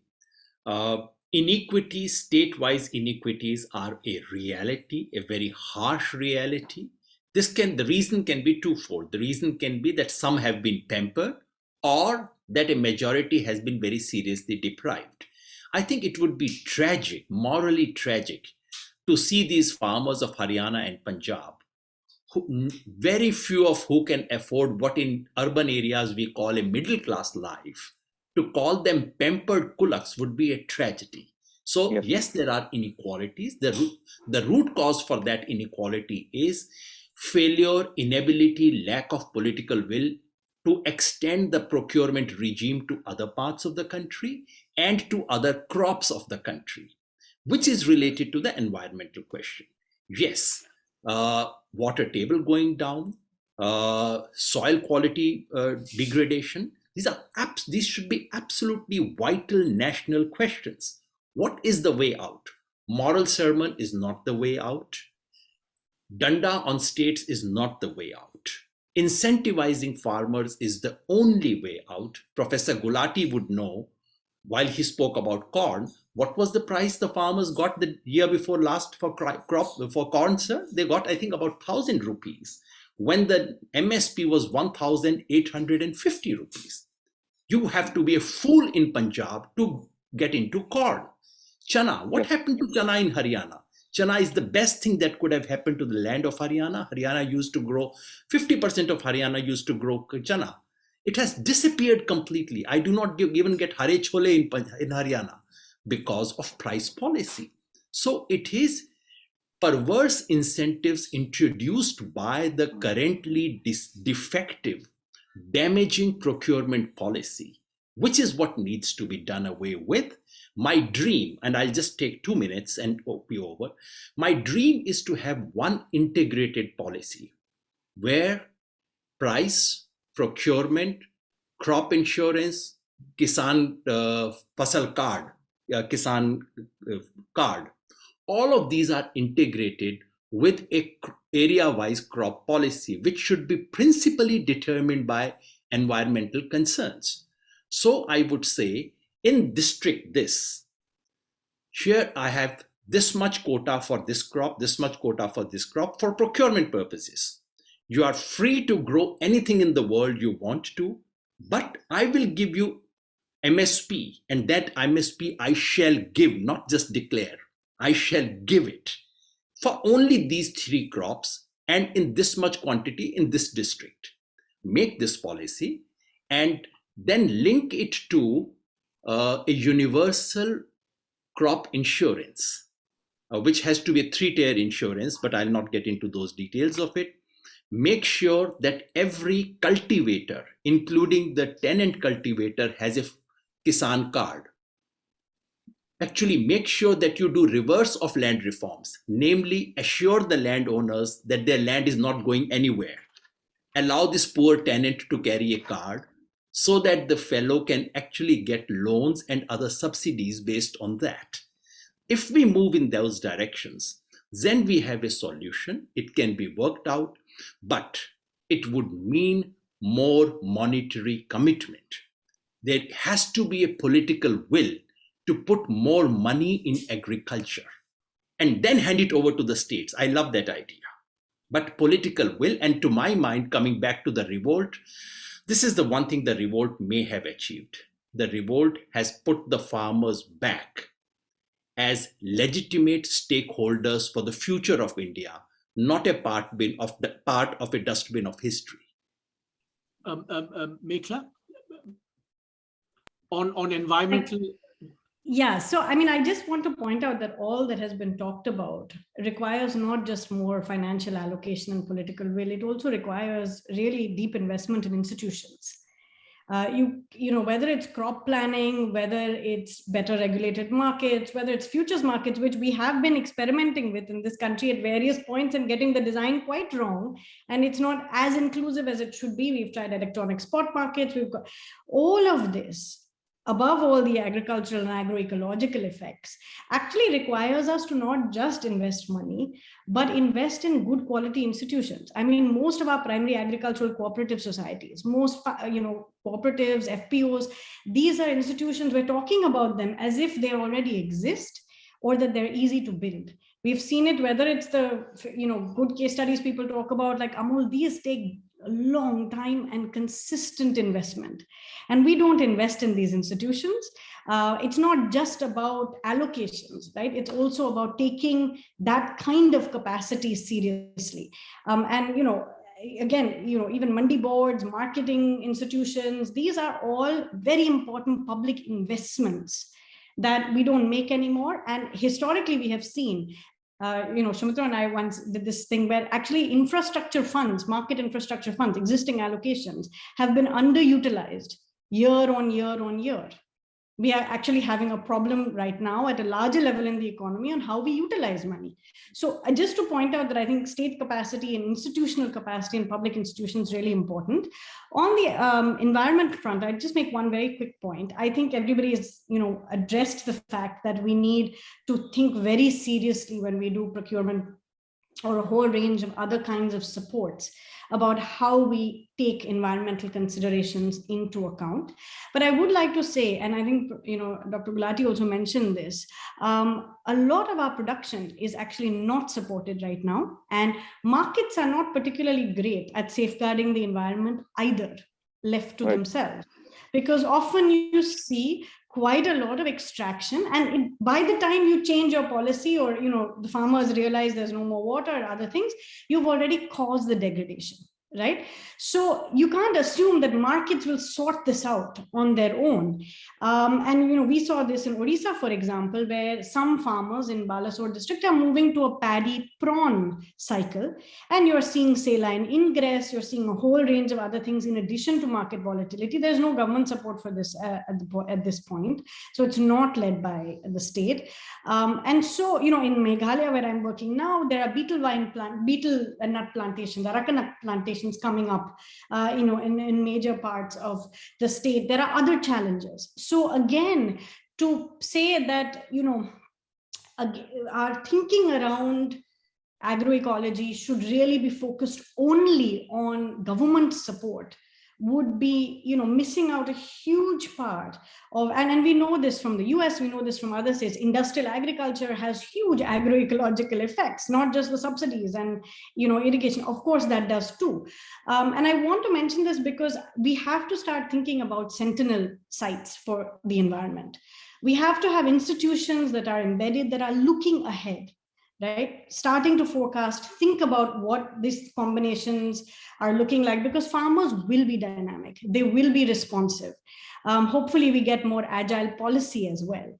But for that, you need to have some kind of institutional structure that is looking ahead and paying attention to what might happen, because neither the state nor the market has historically been great at safeguarding the environment. And so we're going to have to think differently about this again. So I come back to this point with saying that, we either talk about the state and then we leave it all to the market, or we assume the market will solve things, or then we hate the market and we want all the state. And this is not going to help anybody, because farmers engage deeply with the state and the market, and the two are deeply intertwined. So I would just end there. Okay, Andrew, I want to, the very, very easy task of summarizing and critically evaluating the discussion is yours. Please. Thank you. Well, I appreciate being invited to comment on this.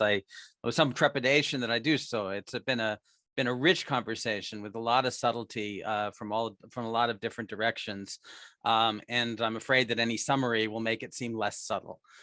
With that said, one of the things that we started off with a discussion of sort of focused around this idea of MSP and procurement. But if you listen to the, one of the basic principles we have in economics that is that you don't like to solve multiple objectives with only one instrument, right? That you don't, if you have multiple objectives, that trying to sort of solve that with one thing with the MSP or procurement is going to be problematic, because it's going to create all kinds of distortions, which you then have to respond to in various ways. And I think it came out very clearly when listening to this panel that's not what this group is thinking about. And I just want to sort of emphasize and sort of run through, I kind of kept a list of all the different objectives that were mentioned along the way. One, of course, was proper investment by farmers in the face of a risky product. We want them to be able to do that because in the long run, that's going to increase productivity and wealth. But for an individual farmer faced with risk, they may not follow what we would like them to do. There's protection for poor farmers, small farmers that are among the most vulnerable people in society. We want to be able to do that. A lot of them are not going to be touched by any kind of procurement policy to the extent that they're just subsistence farmers. They hardly sell anything to the market anyway. They're just consuming it. Obviously, that objective may not be quite in line with MSP. State equity, right? That came up a lot, right? You have these differences across states. If we want to achieve that objective, how do we think about that? Another objective that came up in the course of the discussion was the possibility of rents and procurement, that a sort of a market-based procurement system could lead to sort of rents, and that's a source of inefficiency we'd want to be concerned about. A fifth issue we talked about was using procurement to supply the PDS.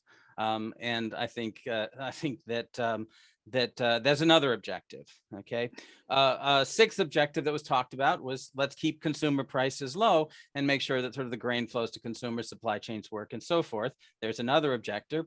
Then obviously one of the sort of central themes that was brought out in let's protect the environment is sort of there. And then the one thing that kind of crept through that perhaps wasn't as articulate as I would have liked, given my own work, is to ensure the proper transformation of agriculture. I don't think any of us wants Indian agriculture in 20 years to look like it does today. If so, we can't see the kinds of income growth that we all aspire to for the country. We can't have the same number of people involved in the same kind of same kinds of agricultural activities. We're going to need to see transformation. And so whatever we think about in terms of a policy is going to have to reflect that process. Okay.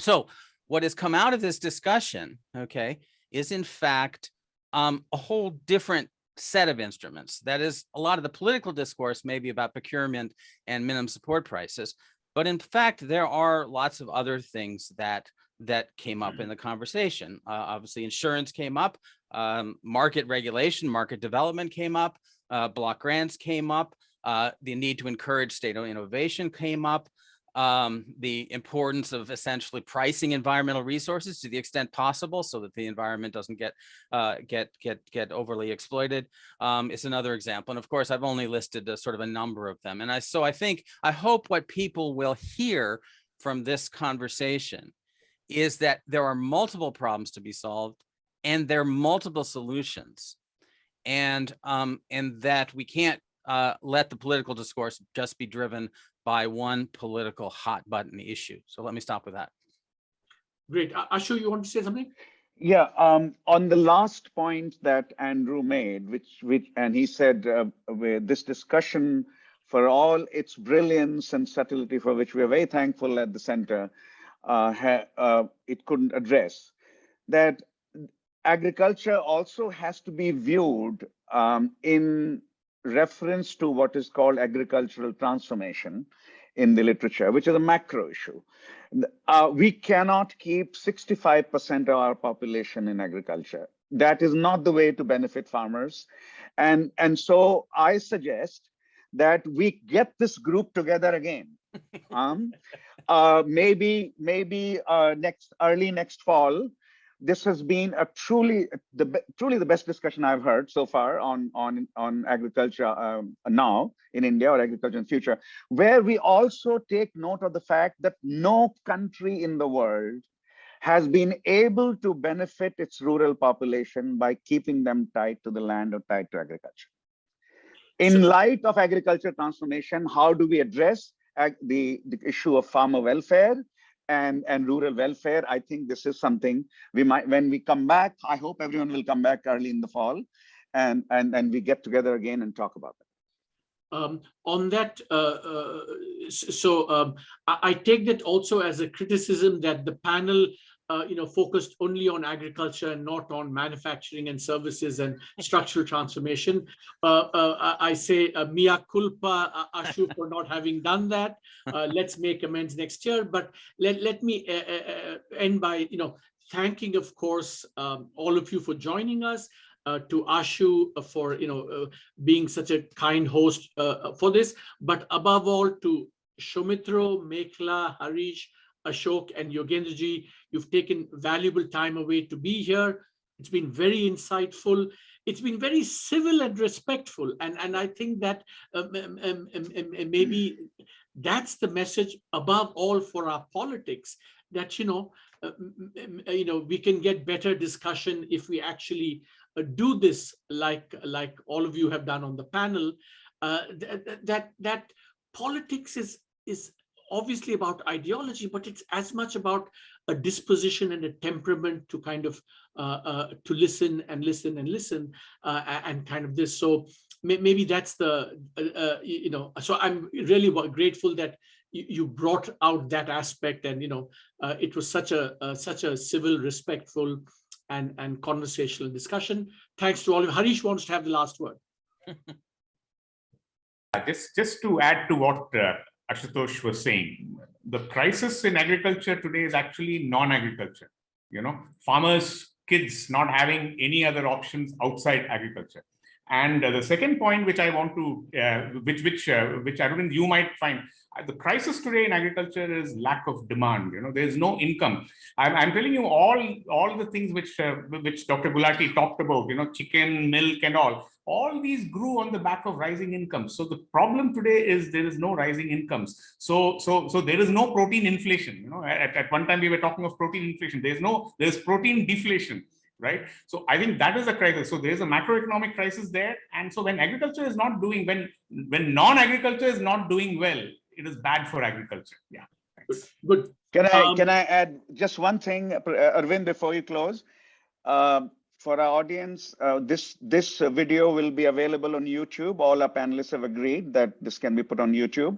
And I'm very serious. I do hope you'll come back in the fall for another round of discussion led by Arvind. Arvind, you have the last word. And thank you, Grace, for my staff for handling this.